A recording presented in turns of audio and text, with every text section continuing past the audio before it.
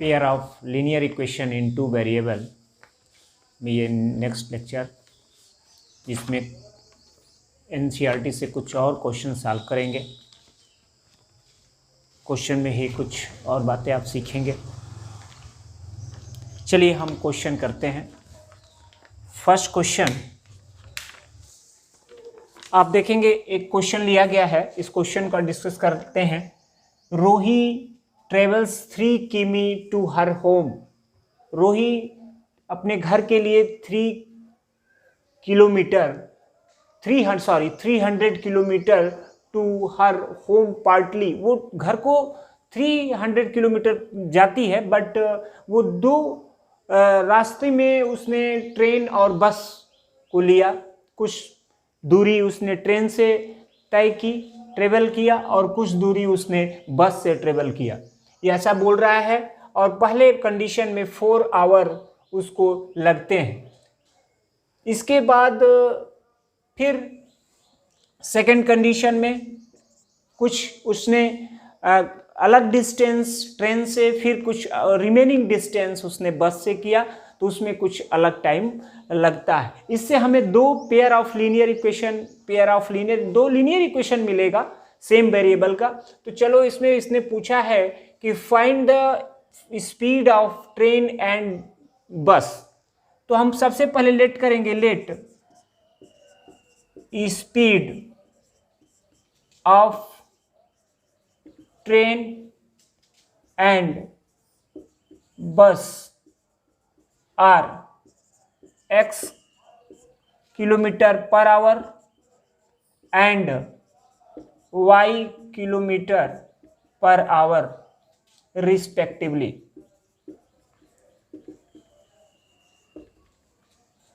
By question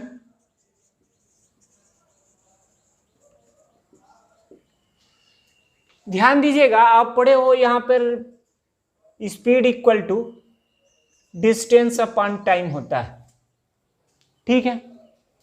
अब ये बोल रहा है कि सी टेक्स 4 आवर इफ 60 किमी by train and the remaining 60 किमी के बाद रिमेनिंग कितना होगा, 240। तो 60 किमी उसने ट्रेन से डिस्टेंस तय किया, तो उसमें आपका आएगा 60 किमी। अगर वो सिंस 60 किमी by train, then time T1 equal to क्या आएगा आपका, T1 इक्वल टू आएगा डिस्टेंस अपॉन स्पीड। डिस्टेंस आपका क्या है, 60 अपॉन स्पीड आपने x ले रखा है ट्रेन का। फिर रिमेनिंग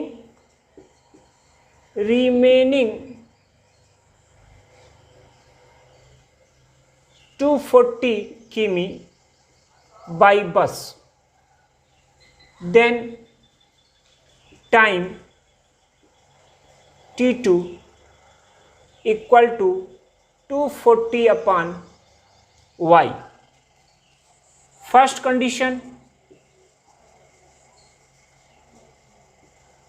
कंडीशन में दिया है T1 plus T2 equal to 4 our. वो बस से और ट्रेन से जाने का टोटल टाइम वो दे रखा है कि 4 आवर लगता है पहले कंडीशन में। तो इस तरह से 60 upon x plus 240 upon y equal to 4। यहां से आप 60 कॉमन कर सकते हैं। तो जब 60 कॉमन करेंगे तो ये आएगा 1 by x 4 upon y equal to 4। ये 1 by x plus 4 by y equal to 4 by 60 लिख सकते हैं, और ये 15 टाइम्स में कैंसिल होगा। तो 1 by x plus 4 by y equal to 15, equation number first.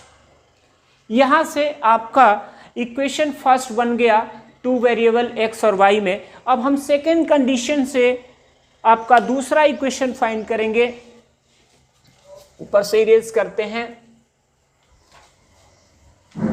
Second condition क्या है, आप इसको ध्यान से देखिए।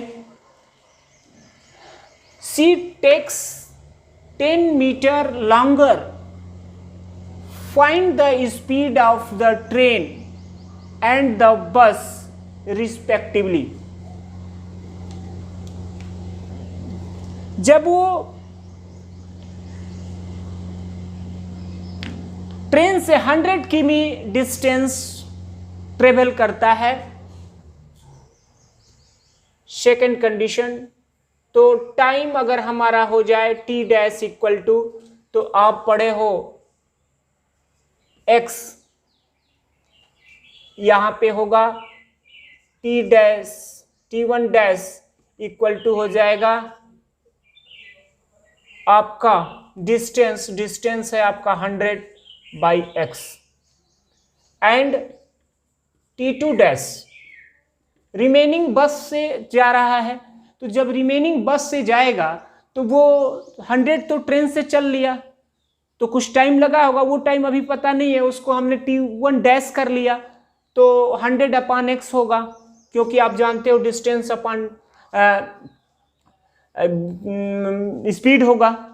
इसके बाद t2 डैश ने आपने किया बस से जो डिस्टेंस तय करेगा, और बस से जो डिस्टेंस करेगा रिमेनिंग करेगा, तो 100 के बाद बचेगा कितना, 200, तो 200/y। तो यहां से कह रहा है कि t1 dash plus t2 dash पहले के टाइम से 10 मिनट लॉन्गर है, अधिक लगता है, तो आपका ये बन जाएगा 4 आवर तो पहले से था, प्लस 10 मिनट। और 10 मिनट को हम आवर में चेंज करके लिखेंगे तो 10/60 करना पड़ेगा, तो यहाँ से ये 1/6 आ जाएगा, तो यहाँ से होगा 4 × 6 25/6 होगा,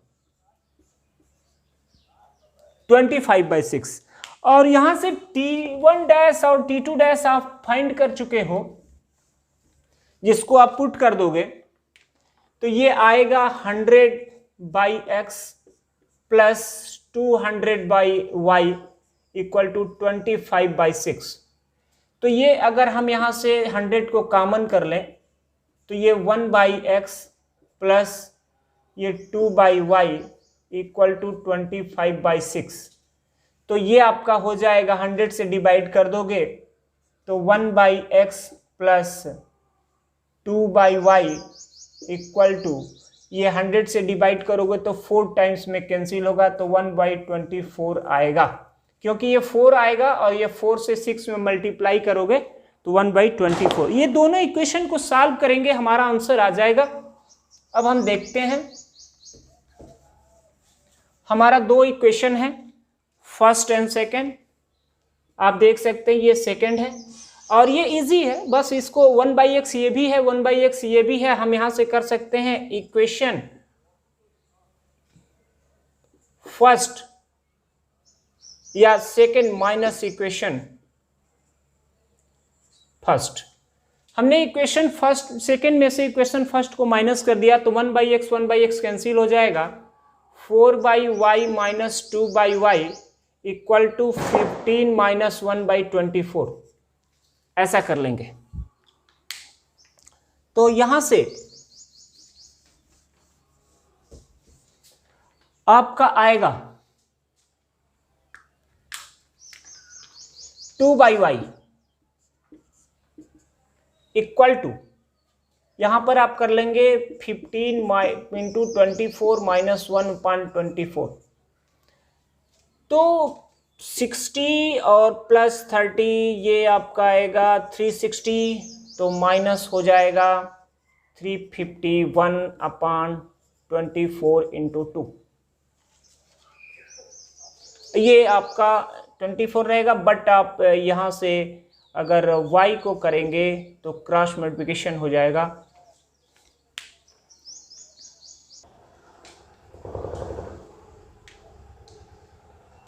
यहाँ पे आप देख सकते हैं, जैसा कि हमने लिया इक्वेशन सेकेंड, तो ये इक्वेशन सेकेंड 15 नहीं है, 1/15 है।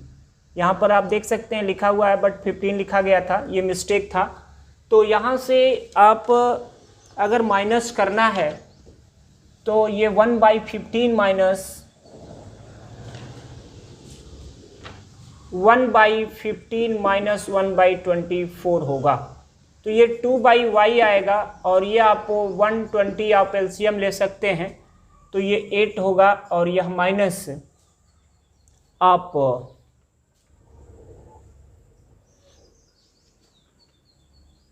5 होगा। तो यहाँ से आपका हो जाएगा 2/y इक्वल टू 3/20 1/20। तो ये 3 से आप कैंसिल करोगे 40 टाइम्स में कैंसिल होगा, तो क्रॉस मल्टीप्लिकेशन करेंगे तो y इक्वल टू 80 किमी पर आवर। ये बस की स्पीड आ गई, क्योंकि हमने y को लेट किया था बस की speed y kilometre per our, तो ये बस की स्पीड आ गई। और x की वैल्यू हम किसी भी इक्वेशन में पुट कर देंगे तो वहां से हमें y मिल जाएगा, सॉरी x मिल जाएगा।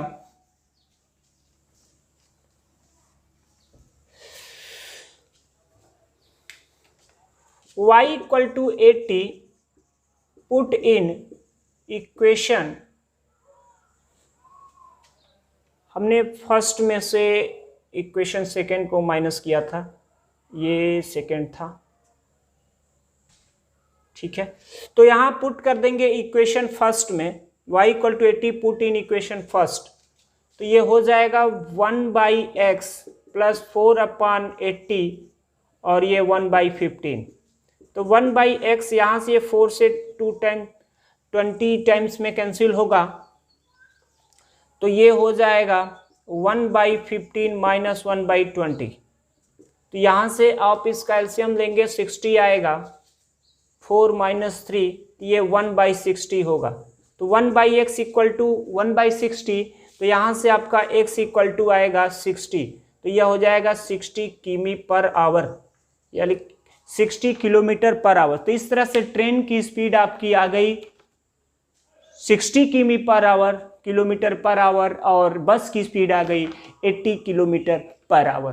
तो इस तरह से दो स्टेटमेंट, दो शर्त थे, दो कंडीशन था, दोनों कंडीशन पे आपने दो लीनियर इक्वेशन बनाया और इस तरह से आपने उसको सॉल्व किया, आपकी वैल्यू आ गई।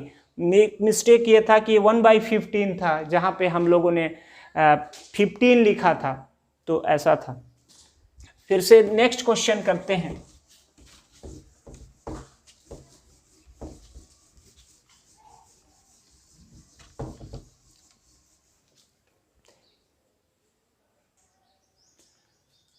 आप देख सकते हैं क्वेश्चन हमने लिया है बोर्ड पे, the age of two friends का एज में एक कंडीशन है कि उस दोनों फ्रेंड्स का नाम है, एक का अनी दूसरे का बीजू। तो टू फ्रेंड्स अनी and Biju differ by 3 years, दोनों में डिफरेंस एज का है 3 इयर्स।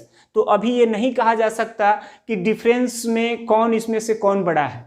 हो सकता है कि अनी 3 इयर्स ग्रेटर होगी बीजू से, या बीजू 3 इयर्स ग्रेटर होगा अनी से, तो ये बात आप ध्यान देंगे।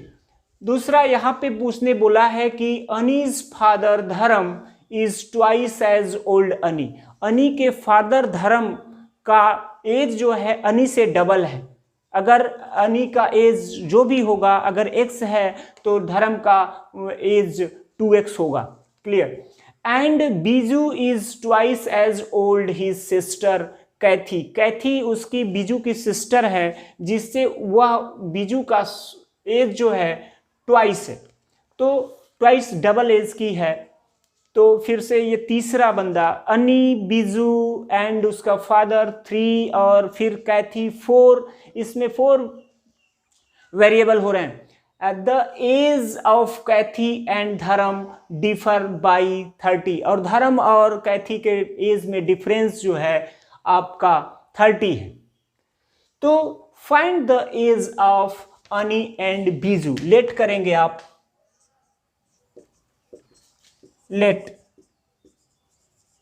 As of Annie and Biju are x years and y years। ये आज आपने एज लेट किया by question,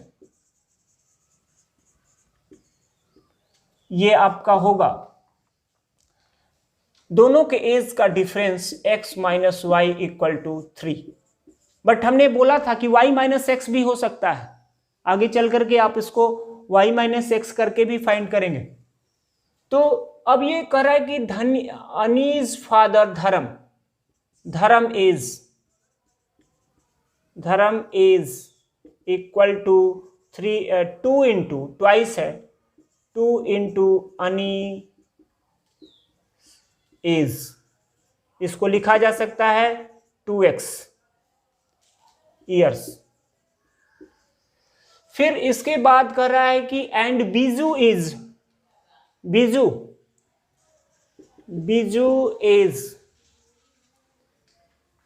Y, Biju age y आपने लेट कर रखा है। ये सिस्टर से कैथी ट्वाइस है 2 इंटू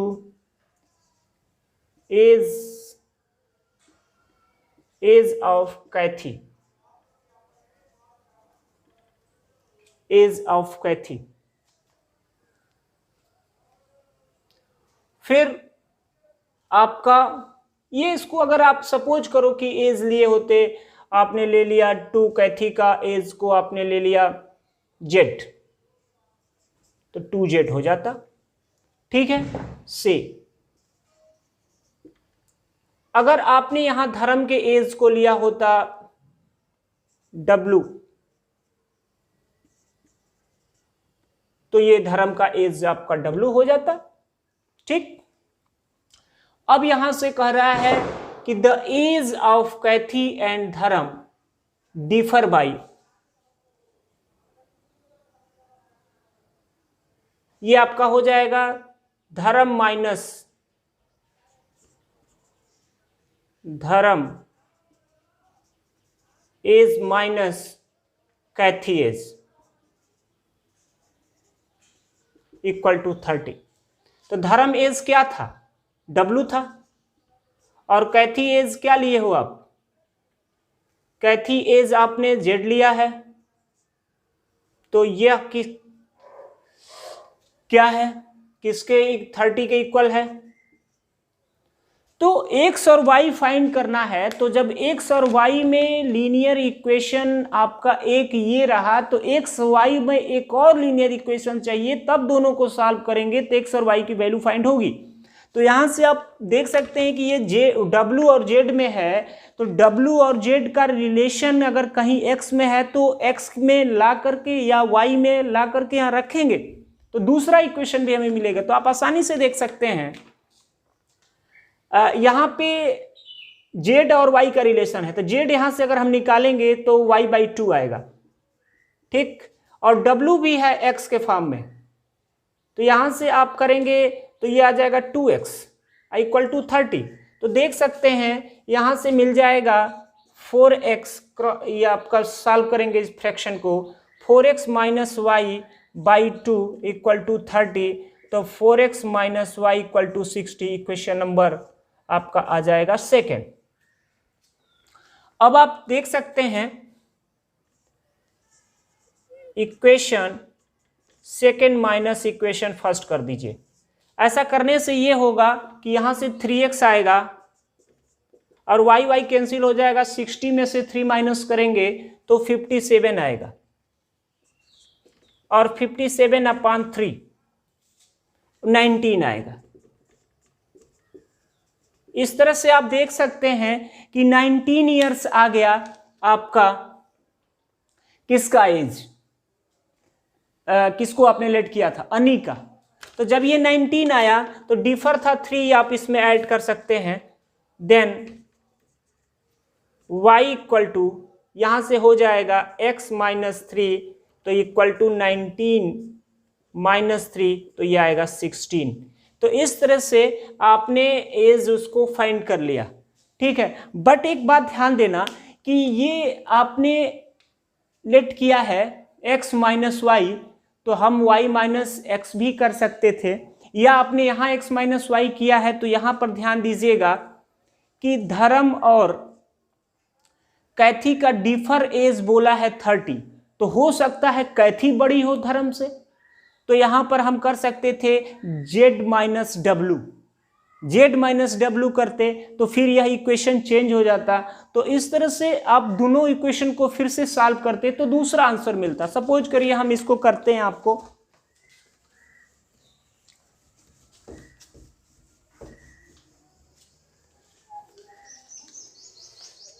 यहां से हो जाता z माइनस डब्ल्यू इक्वल टू 30, तो z क्या था आपका y/2 था और w क्या था 2x था और इक्वल टू हो जाएगा 30, तो ये y minus 4x equal to होगा 60, और ये आपका इक्वेशन आपका है थर्ड, और ये है y माइनस ये है आपका minus y plus x equal to 3, equation number first. इन दोनों को ऐड करते आप तो ये माइनस 3x आता और ये 63 आता, तो ये आ जाता माइनस 21।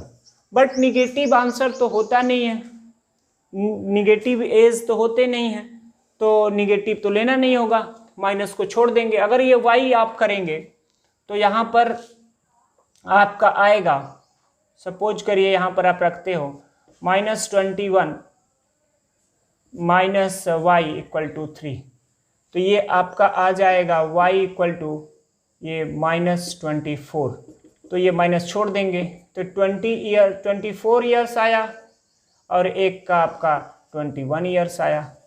तो इस तरह से भी आप आंसर को फाइंड कर सकते हैं, क्योंकि आपको ये नहीं बोला गया था कि अनी ग्रेटर थी कि बीजू ग्रेटर था। डिफर का मतलब होता है जो बड़ा है उसमें से छोटे को माइनस करेंगे, तो यहाँ दोनों कंडीशन बन रहा था x माइनस वाई या y माइनस एक्स, तो इस तरह से आपने इसको फाइंड किया।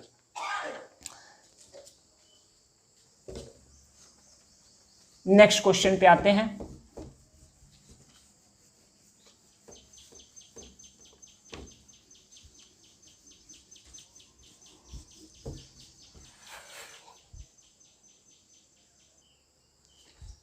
यहां पे आप देखेंगे क्वेश्चन लिया गया है, the students of a class are made to stand in row.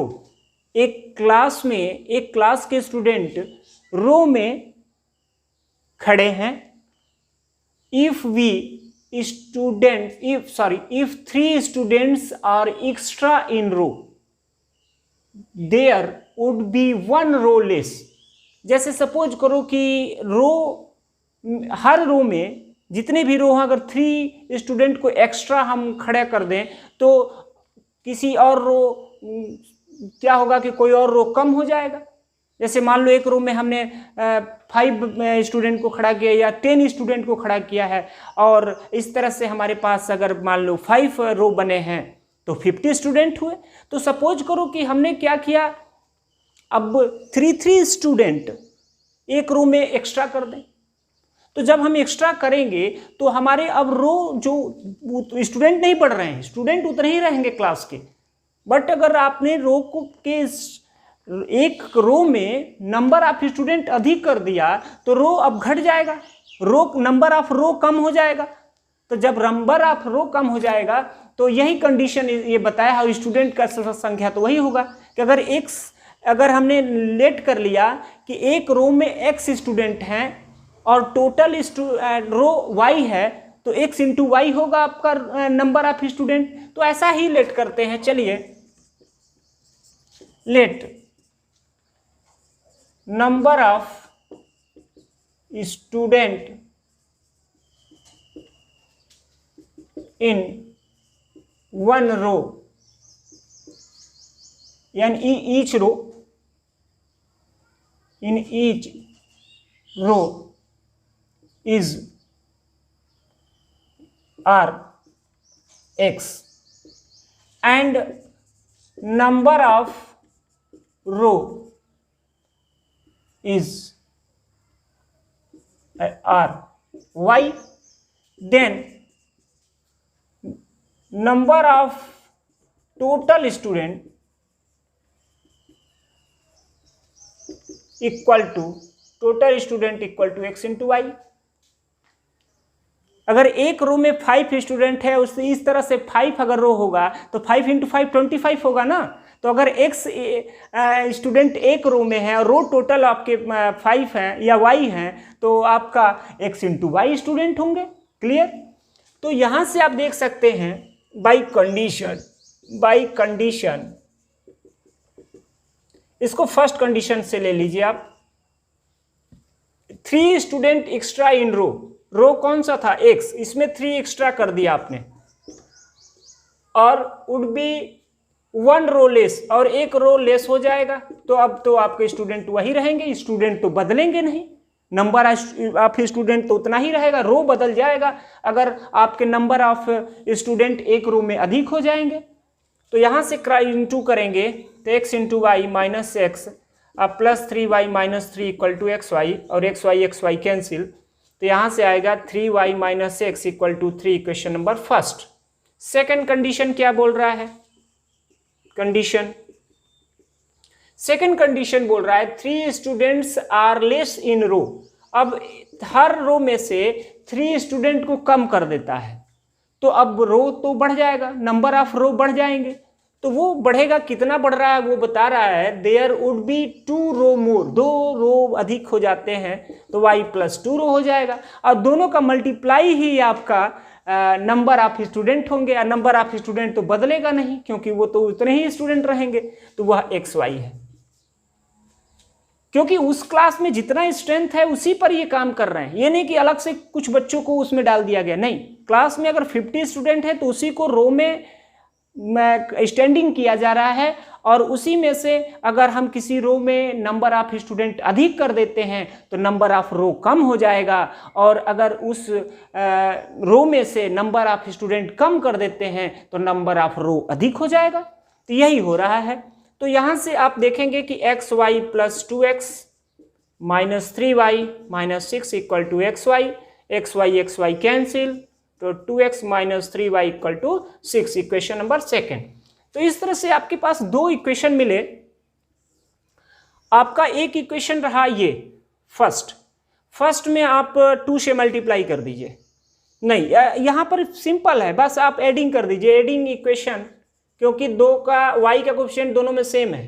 Adding equation first and second we get, आप देखेंगे ये 3y कैंसिल, और 2x में से x माइनस हो जाएगा तो x आएगा, और ये 9, तो x इक्वल टू 9, यानी कि एक रो में 9 बच्चे हैं, और यहां से अब 9 रख दीजिए, तो 3y माइनस 9 पुट इन 1, तो ये होगा 3, तो 3y इक्वल टू 12, तो y equal to 4, then number of student equal to x y, और ये हो जाएगा 9 इंटू 4, तो ये आपका 36 स्टूडेंट आएंगे, जो कि इसमें अगर ऐसा कंडीशन भी करते हैं तो वो वैल्यू उसको सेटिस्फाई करेगी। इस तरह से आपने इस क्वेश्चन को किया। हम नेक्स्ट क्वेश्चन करते हैं।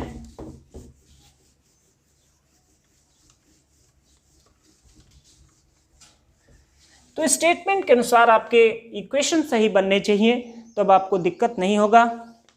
जैसा कि आप देख सकते हैं, ये कह रहा है कि in triangle ABC angle C equal to 3 angle B equal to 2 into angle A plus angle B, find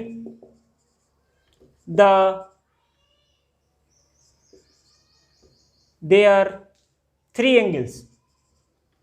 angles. कोई ट्रायंगल है ABC जिसके 3 एंगल में कुछ उसने कंडीशन दिया है कि ये इसके इक्वल है, ये इसके इक्वल है, तो पहला दूसरे के इक्वल है, दूसरा तीसरे के, और तो पहला भी तीसरे के इक्वल होगा। तो इसमें कह रहा है कि फाइंड करना है 3 angle, internal angle, angle A, angle B, angle C। तो यहां से आप we know that in triangle ABC, किसी भी ट्रायंगल में आप जानते हो कि तीनों के इंटरनल एंगल का सम जो होता है वह 180 होता है, 180 डिग्री होता है। तो angle A plus angle B equal plus angle C equal to 180। यहां से ये आप देख सकते हैं, सिंस इसको इक्वेशन 1 कर लीजिए, angle C equal to 2 into angle A plus angle B. तो यहां से बन जाएगा angle A plus angle B equal to, ये 2 डिवाइड कर देंगे तो एंगल सी बाई 2। तो हम देख रहे हैं कि ये वैल्यू अगर यहाँ पे पुट कर देंगे तो हमें सी मिल जाएगा, क्योंकि यह सी में लीनियर इक्वेशन बन जाएगा वन वेरिएबल का। तो यहां से हो जाएगा पुट इन इक्वेशन 1। तो यहां से पुट करेंगे तो angle C by 2 plus angle C equal to 180। तो ये बन जाएगा 3 angle C by 2 equal to 180। तो angle C equal to 180 into 2 by 3, ये 60 टाइम में कैंसिल होगा, तो ये आपका होएगा 120, यानी एंगल सी आ गया 120। और जब एंगल सी आ गया तो एंगल बी भी आ जाएगा, since angle C equal to 3 angle B, और एंगल सी अभी आप जानते हो 120 पुट कर दोगे तो 3 एंगल बी, तो एंगल बी यहाँ से निकालोगे तो 120/3, तो यहाँ से ये 40 आ जाएगा, तो ये 40 डिग्री आ गया। और जब ये आ गया तो दोनों को पुट कर दीजिए, एंगल ए इक्वल टू आएगा 180 या minus angle B plus angle C. तो 180 या माइनस बी और सी आपने दिया है, एक 120 है और एक 40 है, ये 160 होगा और 160 माइनस होगा तो आपका 220 डिग्री आएगा। तो इस तरह से आपने फाइंड कर लिया, एंगल ए आपका 20 डिग्री, एंगल बी आपका 40 degree and angle C equal to 120 degree. और अगर ये सही है तो तीनों का सम करेंगे तो आपका 180 भी आना चाहिए। तो 180 देखिए आ रहा है कि नहीं, आप इसमें 120 प्लस 40 160 प्लस 20 180, इस तरह से हमारा ये सही भी है। अब नेक्स्ट क्वेश्चन करते हैं।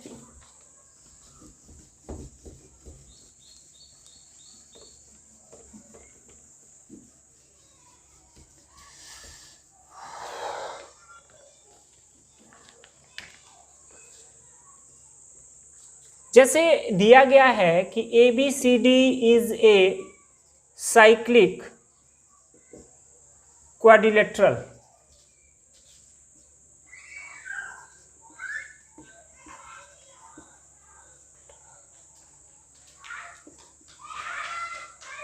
find the angle of cyclic quadrilateral।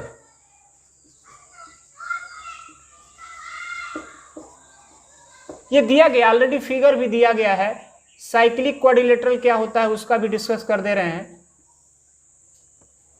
अगर ऐसा कोई क्वाड्रिलेटरल जिसका 4 वर्टेक्स सर्कल पे हो तो ऐसे क्वाड्रिलेटरल को हम साइक्लिक क्वाड्रिलेटरल कहते हैं। देख सकते हैं कि यह आपका क्वाड्रिलेटरल है और इस क्वाड्रिलेटरल का के चारों पॉइंट से, चारों वर्टेक्स से एक सर्कल पास करता है, तो ऐसे क्वाड्रिलेटरल को हम साइक्लिक क्वाड्रिलेटरल कहते हैं। यहाँ पे इसका ए दिया गया है, इसको बी दिया गया है, इसको सी और इसको डी। ए एंगल को बोला है कि 4y + 20 है, बी एंगल को उसने कहा है कि 3y - 5 है, एंगल सी को बोल रहा है कि -4x है और एंगल डी को बोल रहा है कि -7x अब +5 है। एक बात और जान लो, सॉल्यूशन पे आते हैं। इसको ABC का जो भी एंगल दिया गया है x और y में है, तो ये तभी निकलेगा वो A जब y की वैल्यू पता हो, ये तभी निकलेगा C जब x की वैल्यू पता हो, और x और y की वैल्यू पता हो जाएगा तो ये 4 जो इंटरनल एंगल है साइक्लिक क्वाड्रिलेटरल का फाइंड हो जाएगा।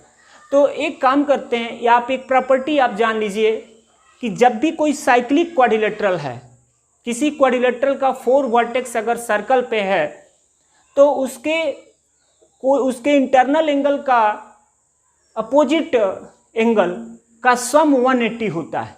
यहाँ पे आप देख सकते हैं, ये प्रॉपर्टी है इन साइक्लिक क्वाड्रिलेटरल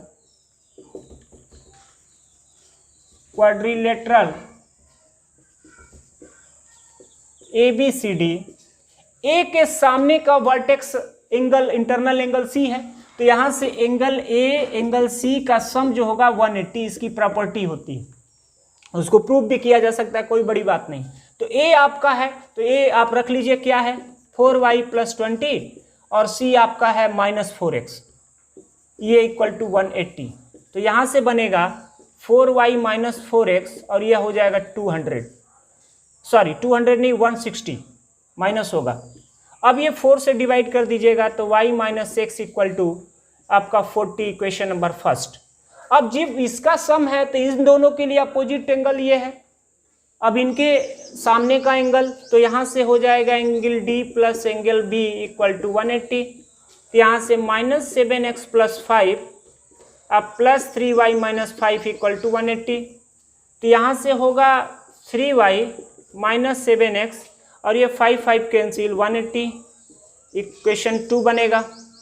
अब यहाँ पे बहुत सिंपल है, आप सीधे इक्वेशन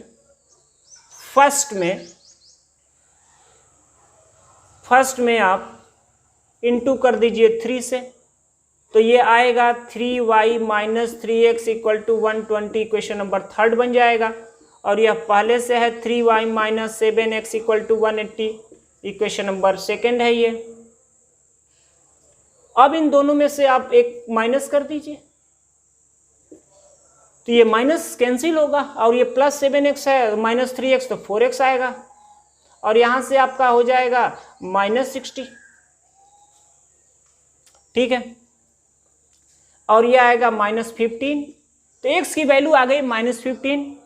देन y क्या निकलेगा भाई, तो आपका हो जाएगा y + 15 equal to 40।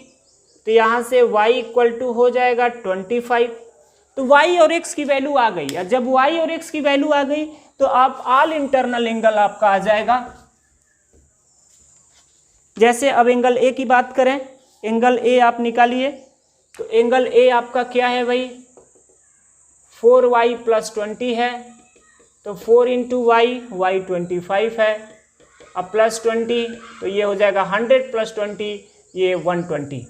Angle B क्या है 3y - 5 है, तो 3 × 25 -5, ये आपका 75 होगा, -5 हो जाएगा तो 70 हो जाएगा। और एंगल C आपका क्या है, तो एंगल C आपका -4x है, तो -4 × -25 तो ये आपका -15 है, -15 है तो +60 आ जाएगा। एंगल D आपको निकालना है और एंगल D क्या है -7x + 5 है, तो -7 × x की वैल्यू आपका -15 है, तो यहाँ से हो जाएगा ये आपका 110 आएगा। तो इस तरह से A B D ये सब सही आपने निकाल लिया। अब ये सही है कि नहीं, आप इसका ऑल इंटरनल एंगल 6 का सम 360 होगा, या हम दोनों का सम देख लें। A आया है 120, C आया है आपका 60, 120 और 60 ऐड करोगे 180 आ गया। इसी तरह इन दोनों को सम करोगे तो 180 आना चाहिए। तो इस तरह से आपने इस क्वेश्चन को देखा कि कैसे इसको सॉल्व करते हैं। तो आपने एक प्रॉपर्टी भी जाना कि साइक्लिक क्वाड्रिलेटरल का को किसको बोलते हैं, तो जिसके कोई भी क्वाड्रिलेटरल हो अगर उसका चारों वर्टेक्स एक सर्कल पे होगा तो ऐसे क्वाड्रिलेटरल को हम साइक्लिक क्वाड्रिलेटरल कहते हैं। और इसमें प्रॉपर्टी ये होती है कि एक इंटरनल एंगल का सामने का इंटरनल एंगल उसके अपोजिट इंटरनल एंगल का सम जो है आपका 180 होता है। तो यहाँ से उसको हेल्प लेकर के हम लोगों ने इसको सॉल्व किया। तो इस तरह से अब नेक्स्ट लेक्चर में हम pair of linear equation in 2 variable के कुछ क्वेश्चन, कठिन क्वेश्चन सॉल्व करेंगे क्रॉस मल्टीप्लिकेशन मेथड से या उसको किसी और मेथड से, एलिमिनेशन मेथड से, जिसमें थोड़ा सा आपको दिक्कत किसी में भी नहीं होगा, बहुत आसान होता है, बट उसमें थोड़े बड़े छोटे हो सकते हैं, टाइम ज़्यादा लग सकता है, बट प्रोसेस सेम होता है, छोटे क्वेश्चन के लिए हो या बड़े क्वेश्चन के लिए हो। तो फिर मिलते हैं।